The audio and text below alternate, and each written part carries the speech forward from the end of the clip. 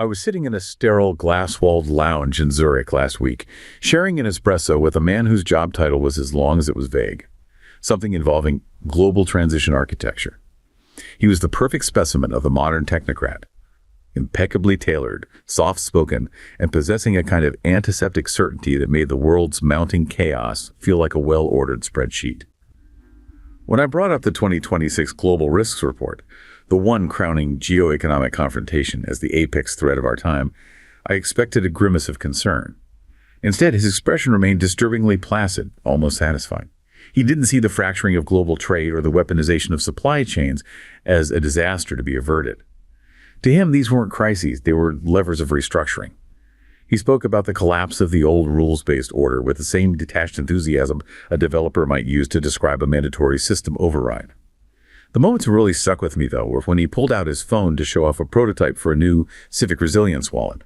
It was sleek, integrating his carbon credits, health status, and encrypted identity into one seamless interface. In a world of confrontation, he said, his voice dropping into that soothing, paternal tone common to the Davos set, sovereignty is a luxury we can no longer afford to leave to the unmanaged. As he talked, I realized he wasn't worried about the inflation-gutting middle-class savings or the deindustrialization of the West. To him, those weren't failures of stewardship. They were the necessary costs of a new post-democratic settlement. He was a man who had already moved into the future, viewing the rest of us not as citizens to be served, but as assets to be programmed within a digital panopticon. It made me wonder, is the confrontation they keep warning us about a genuine threat from abroad, or is it the perfect cover for a quiet coup happening right in front of us? Wow.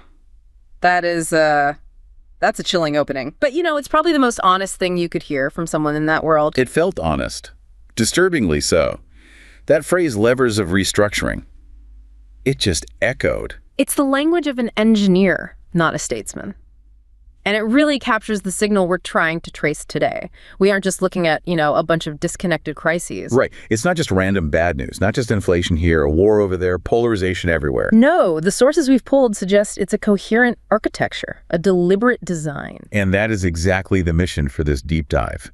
We have a pretty massive stack of sources here. We've got the 2026 Global Risks Report, Peter Turchin's End Times, which is just fascinating. A must read. And then these incredibly dense but revealing legal papers on things like digital identity and, get this, manufactured emergencies. And I think that's the key. When you read them one by one, they can feel a bit dry, a bit academic. Yeah, you might just put them down. But when you stack them, when you overlay the risk report on top of the digital ID framework, and then you look at it all through Turchin's historical lens, the picture becomes terrifyingly clear. Because they're all describing a transition, a pivot, and the premise we're really digging into today is this idea of a post-democratic settlement.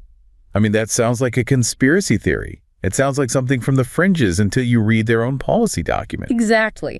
The argument that runs through all these sources is that the chaos we're all feeling isn't, just a series of mistakes or incompetence. It might be a structural shift orchestrated by what's being called the managerial class or the technocracy. A move away from governing by consent. And toward a system of management and control.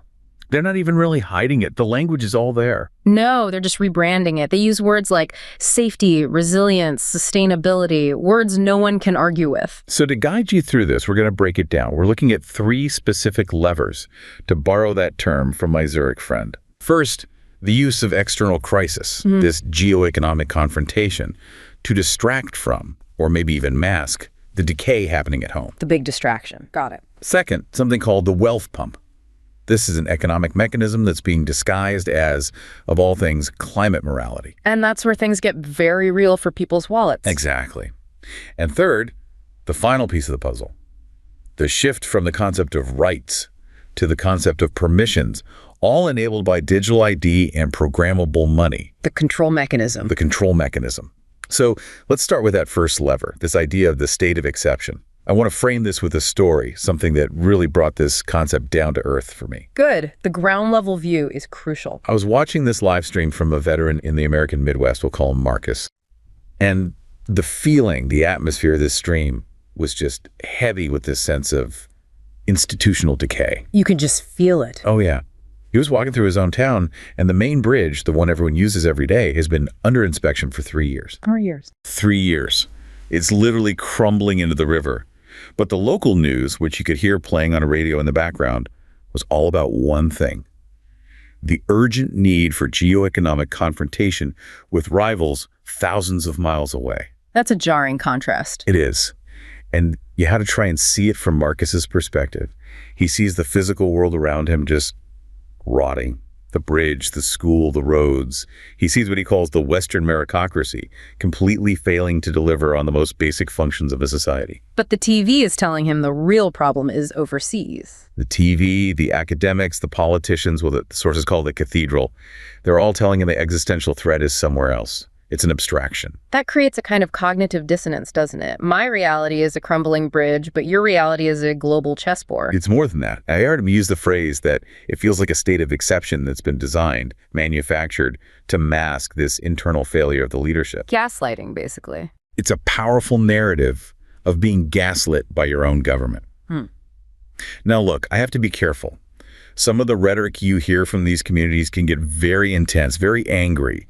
And we have to acknowledge that external threats can be very real. Global stability is complicated. Of course. But when you're watching a man point his phone camera at a collapsing bridge while the news is screaming about geoeconomic war, you can't help but feel that the conflict itself is being used as an administrative tool. A tool for what? A distraction. A convenient way to avoid the fact that the people in charge seem to have completely lost the script on how to actually govern for their own citizens. It's this inversion where the risk is manufactured to justify expanding authority, an authority that long ago stopped serving the public. You know, what Marcus is observing there, just from walking around his town, it lines up almost perfectly with the legal analysis in one of our sources, the Yale Law Journal article on manufactured emergencies. Right. And that's a specific legal term, isn't it? It's not just, slang people use online. No, it's a rigorous definition from policy analysis. A manufactured emergency is a public policy problem where the scope or the nature of it is fabricated or, more often, just exaggerated way beyond reasonable parameters. And what's the goal? The goal isn't really to solve the problem. The goal is to normalize what they call adventurism. Adventurism. What does that mean in this context? It basically means the government taking actions that would normally be unconstitutional or politically impossible. It's a way to limit accountability. By creating a permanent crisis. Precisely. And the source points out this is already the norm. As of 2019, the United States alone was operating under 31 separate active national emergencies. We've been in a constant rolling state of emergency since 1979. That just creates this background hum of crisis. You get used to it. If everything is an emergency, then nothing is. Right, but legally, it creates a loophole that never ever closes. And what the 2026 Davos directive source suggests is that by 2026, we've crossed a kind of Rubicon. The crisis isn't a temporary measure anymore. It's the default operating system. And geoeconomic confrontation is the perfect name for that operating system. It's perfect because it allows the leadership class to externalize all blame. Let's go back to Marcus's bridge. If the economy is tanking, if inflation is wiping out your savings, if that bridge doesn't get fixed in a normal, functioning democracy, you'd blame the people in charge. You'd vote them out. You'd demand better stewardship of your tax dollars. Exactly. But in a state of exception caused by this grand geoeconomic confrontation, those failures, they're not bad policy anymore. They're what? They get reframed as patriotic sacrifice. So the message to Marcus is, we can't fix your bridge because we're in an economic war. Stop being so selfish and do your part. Tighten your belt. It's us versus them. It completely shifts the focus from the internal rot to the external enemy. And in doing so, it makes the leadership class immune to the consequences of their own failures. This connects so directly to Peter Turchin's work in End Times. Turchin brings this almost mathematical historical perspective to it. He doesn't just see the rot, he has a structural reason for it. He does. Turchin gives us the why. He argues that what Marcus is seeing, the crumbling infrastructure, the public anger, the elite incompetence, it's a symptom of two key trends. Popular immiseration, which is, life getting harder for regular people. Sure. And elite overproduction. Okay, let's pause on elite overproduction, because I think a lot of people hear that and misinterpret it. They think it means we have too many smart people. Right. And it's not that at all. It's not about intelligence. It's about the ratio of ambition to opportunity. Turchin uses this great metaphor, the game of aspirant chairs. Musical chairs for the 1%. Pretty much. Imagine a society has, say, 10,000 chairs representing real positions of power. Senator, CEO, university president, federal judge. The chairs. Okay. But the elite production system, the Ivy League schools, the top law schools, is churning out 50,000 people a year who have been trained and told their entire lives that they are entitled to one of those chairs. They did everything right. They got the grades, the credentials, they followed the path they were told to follow. They expect a chair is waiting for them. They feel they are owed a chair, but the number of chairs isn't growing. It might even be shrinking. So you suddenly have this huge surplus of very smart, very ambitious, well-connected, and this is the crucial part, very angry and frustrated people. A whole class of people with the skills to run the system or to tear it down, but who have no actual stake in keeping it the way it is. That sounds dangerous. It's historically lethal for a society. Turchin's data shows this is a primary driver of instability. It leads to what he calls intra-elite conflict. They stop cooperating and start fighting each other for the few remaining spots. Good loves come on. Completely. The social norms that kept things civil break down. And this is where the cathedral comes in, that term for the media academic complex. Well, Marcus mentioned. Yeah. In this high conflict environment, the cathedral can't function as a neutral arbiter of truth anymore. The social contract is so frayed that they can't maintain control through persuasion. People like Marcus just aren't buying the official story. So what do? They switch from persuasion to coercion. They start issuing directives. They demand alignment with a single narrative because they've lost the moral authority to actually govern. And that single narrative right now happens to be geoeconomic confrontation. It's the perfect rallying flag. If your elites are at each other's throats and the general population is miserable, the only way to hold the system together is to point to a really scary monster outside the gates. It's the oldest trick in the book. But the Vision of Humanity source talks about this idea of compound risk. It's not just one thing.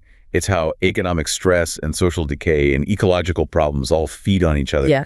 It feels like the managerial class isn't trying to solve that compound risk. It feels like they're surfing it. That's the mandatory system override your man in Zurich was talking about. That's the key insight. If you have this perfect storm of compound risk, an ecological crisis, plus an economic war, plus social unrest at home, you now have the justification to suspend normal democratic processes entirely. You can say, things are too complicated, too dangerous for debate right now. We need experts. We need top-down technical management. Democracy is a luxury for peacetime. The chaos, from that perspective, isn't a bug. It's a feature. It's the pretext they need to install their new operating system. And that new operating system needs a funding mechanism. Precisely. Which brings us directly to the second lever. This is where the abstraction hits the real economy. This is the wealth pump.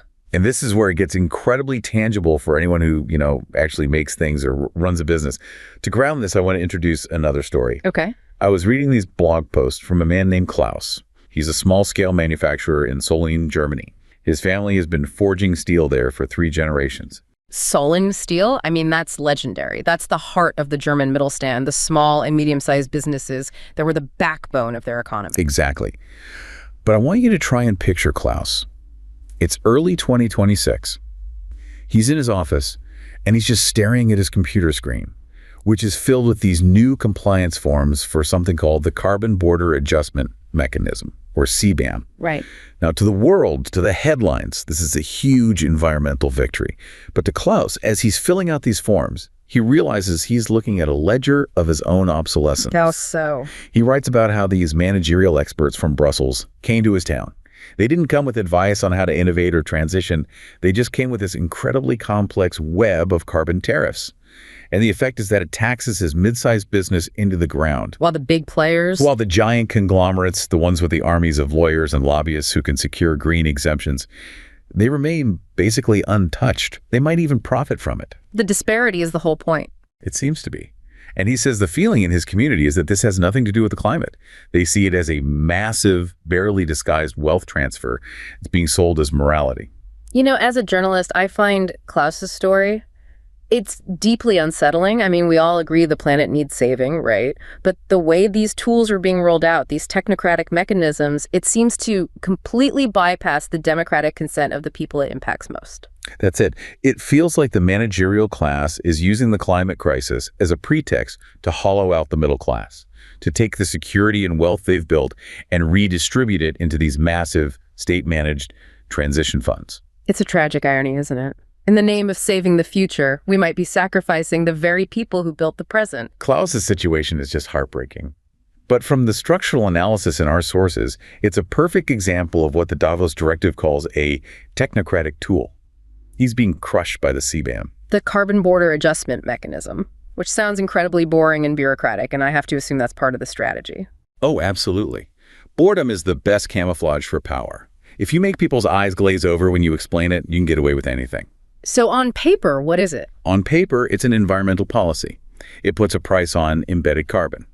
So if you make steel like Klaus does, and your process emits carbon, you pay a tax on it. Simple. But in practice, the sources argue it's not about the environment. It functions as a wealth pump. And we're back to Turchin again. A wealth pump is any mechanism that systematically sucks wealth from one part of society, usually the bottom and middle, and funnels it to the very top. How does an environmental tax do that? To really understand how this impacts Klaus differently than, say, a multinational steel giant, you have to look at something called the Cantillon effect. Okay, let's unpack that. The Cantillon effect. Yeah. I've heard economists throw that term around, usually when they're talking about money printing and inflation. It's an old concept from the 18th century, but it is more relevant now than ever. The economist, Richard Cantillon, he observed that when new money is created, or, in this case, when a new regulatory market like carbon credits is created, the benefit doesn't spread through society evenly, like water. How does it spread? It flows like honey, it's thick, and it sticks to where it's poured first. So it sticks to the people who are closest to the source. Yeah. Closest to the money printer, or in this case, closest to the regulators in Brussels. Precisely. The asset-holding managerial class, the big conglomerates Klaus is up against. They have the lobbyists, they have the capital to invest in the newest green tech to get the subsidies, they get the exemptions written for them, so all the new green money, all the regulatory advantages, it all flows directly to them first. And by the time the effects of this policy trickle down to Klaus and his factory in Solingen, it's no longer an advantage, it just shows up as higher costs, higher taxes, crushing regulation. So the big guys get the subsidies and the carbon credits, which they can sell for a profit, and Klaus just gets the bill. And that accelerates the deindustrialization of the middle class. Klaus can't afford a whole department of lawyers to navigate the compliance. He goes out of business. The conglomerate that got the subsidies then buys up his factory and his market share for pennies on the dollar. And the wealth concentrates even further at the top. The sources are pretty cynical about this. They suggest the revenue from these taxes doesn't really go to planting trees. It goes to funding the bureaucracy, the managerial institutions that administer the system. It creates a permanent system of rent extraction, all in the name of being green. It's brutally efficient. Yeah. And Ryan Perkins's analysis in his work, Ghost in the Machine, he takes this a step further. He calls it green colonialism. It's not just happening to guys like Klaus in Germany, it's happening to entire nations. This is the idea of the green ceiling. Perkins argues that what he calls the extreme center, this coalition of big government and the huge asset managers like BlackRock, Vanguard, State Street, they use ESG scores. Environmental, social, and governance scores. Right. They use those scores as a weapon to starve disfavored sectors of capital. So walk me through how that works. Let's say you're a developing nation in, I don't know, Africa. And you've discovered natural gas. And you want to build a power plant to bring electricity to millions of your people and lift them out of poverty. You need to build a factory. Okay. But to do that, you need a loan from the global capital markets.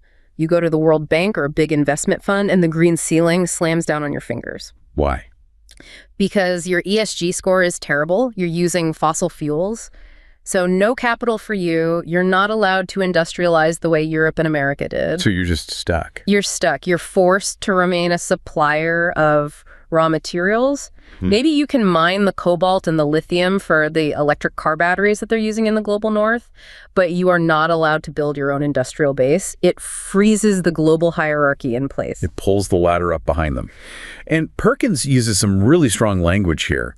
He says this is critiqued by some as Malthusian depopulation or a policy of managed austerity. That's the narrative shift. The new story is that we must all learn to live with less to save the planet. But the we is doing a lot of work in that sentence. A lot of work, because, as we saw with Klaus, less is mandatory for the middle class in the developing world. But the guys with the civic resilience wallets in Zurich, they seem to be doing just fine. So austerity is rebranded as a moral virtue. Exactly. And if you complain about your declining standard of living, you're not a victim of a wealth pump. You're just selfish. You don't care about the planet.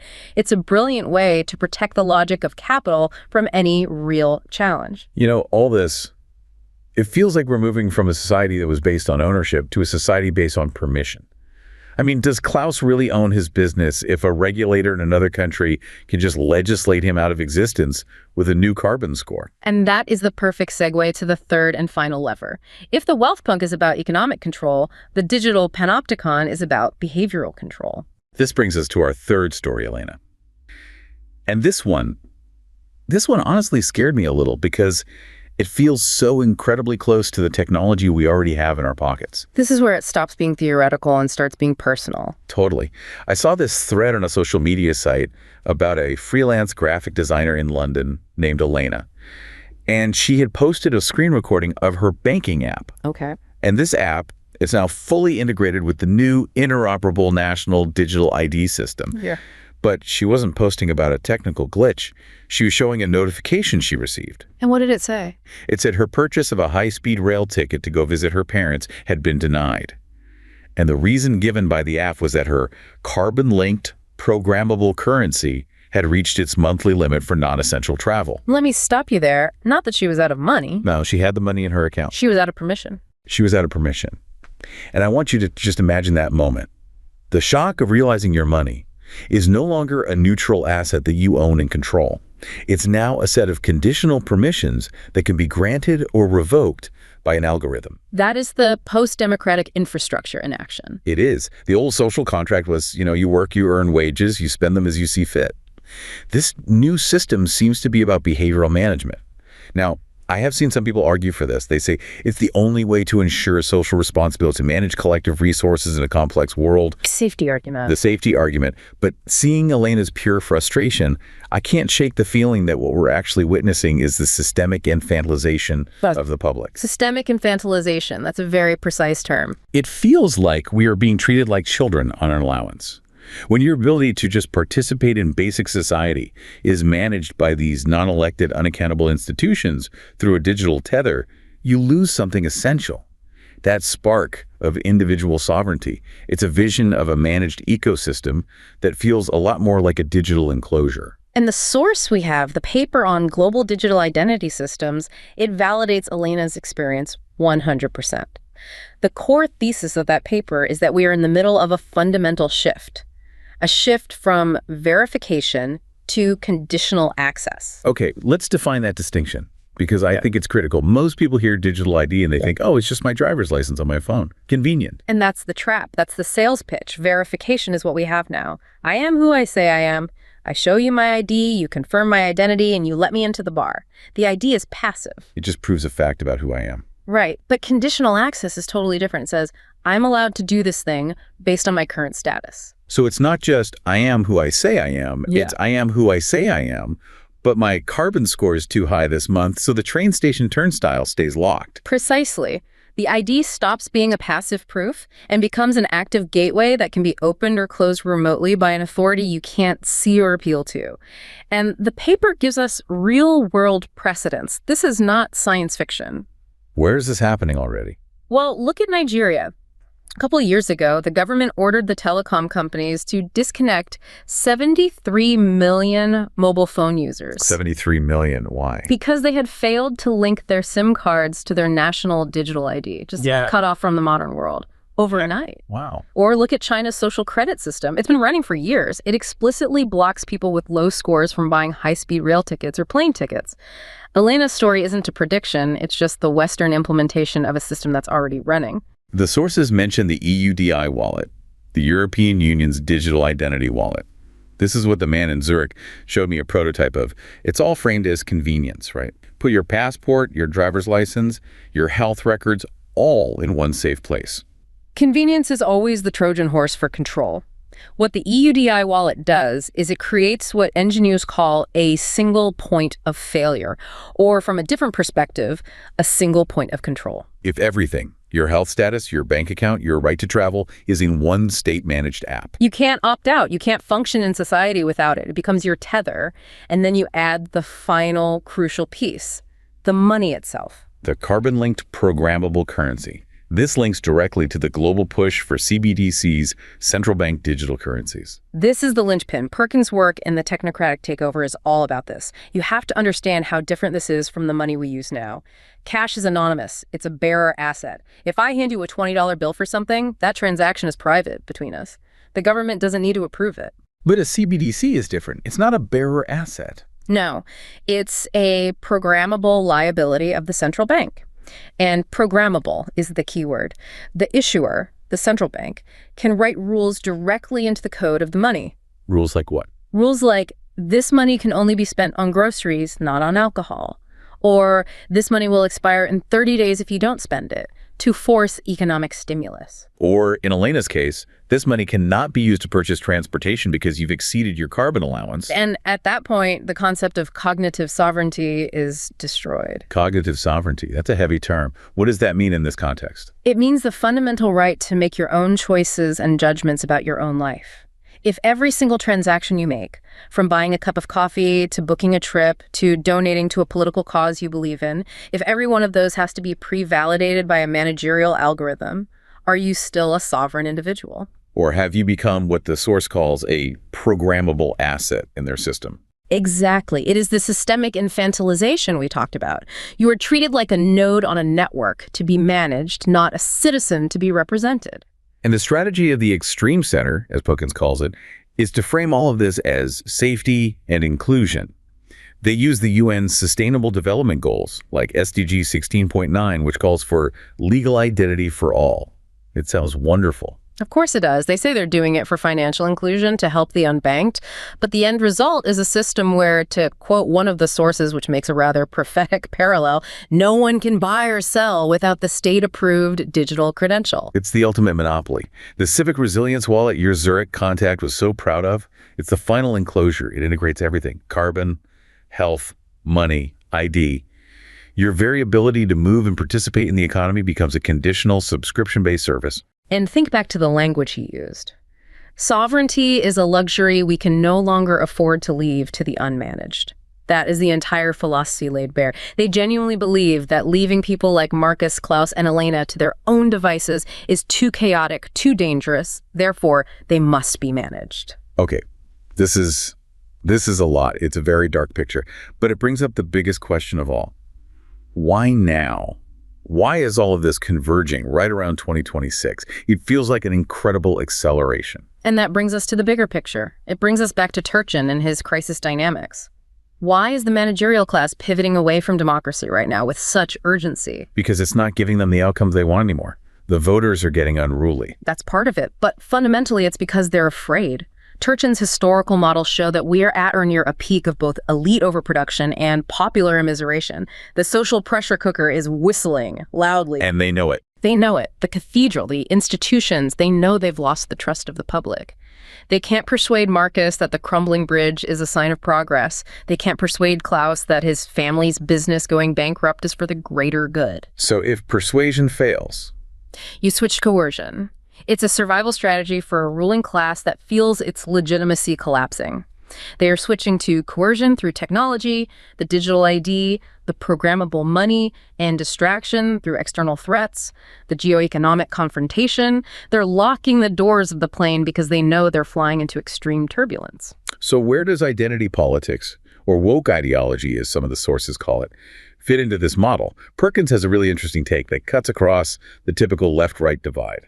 Yeah, his argument is that the extreme center uses identity politics as a tool of fragmentation, as a kind of social fragmentation grenade. How does that work? If you can get the population fighting each other viciously over cultural issues, things that are often intangible, like language or representation or historical statues, then they won't unite to fight over material issues. Like wages or crumbling bridges or the wealth pump that's bankrupting them. Exactly.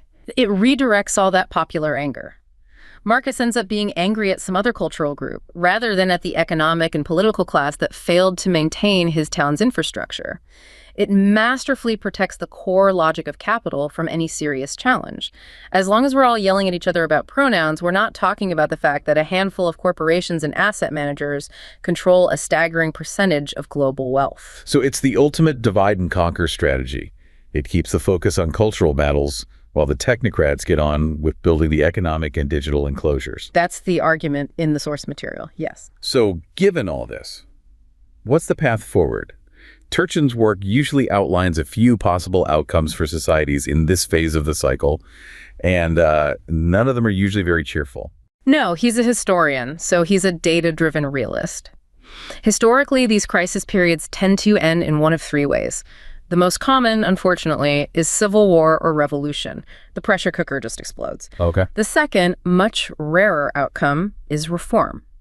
This happens if you get a faction of what he calls pro-social elites, members of the ruling class who recognize the extreme danger and voluntarily choose to rein in the wealth pump and reduce intra-elite competition. That feels optimistic given the current climate. It's very rare. You could argue it happened in the US with the New Deal, but it's not the historical norm.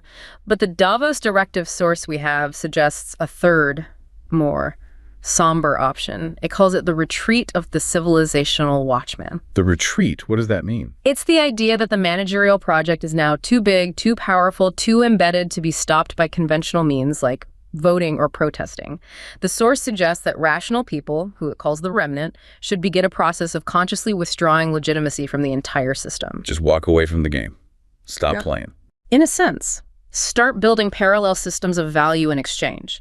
Strengthen local communities. Create networks of trust that operate outside the main grid. Insulate yourself and your family from the digital panopticon as much as you possibly can. It's a grim recognition that the post-democratic settlement is probably coming, and the only sane response is to try and build lifeboats. So we've come full circle.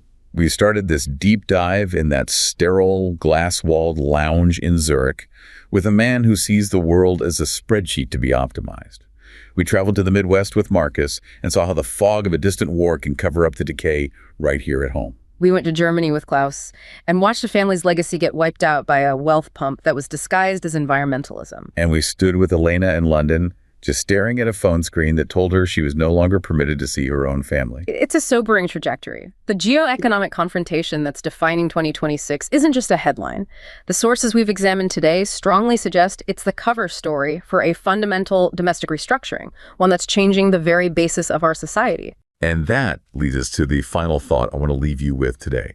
It's something that crystallized for me when I put that global digital identity paper next to the notes I took after my conversation in Zurich. The sources we've looked at today paint a picture of a world moving from rights to permissions. In the past, you had rights simply because you were a citizen. You could move, speak, and trade because you existed. In the future described by that man in Zurich, you only have privileges if your civic resilience wallet stays green. It forces us to ask, if your ability to travel, spend, or even speak is conditional on an algorithm's approval, are you still a citizen, or have you become just another line of code in the global transition architecture?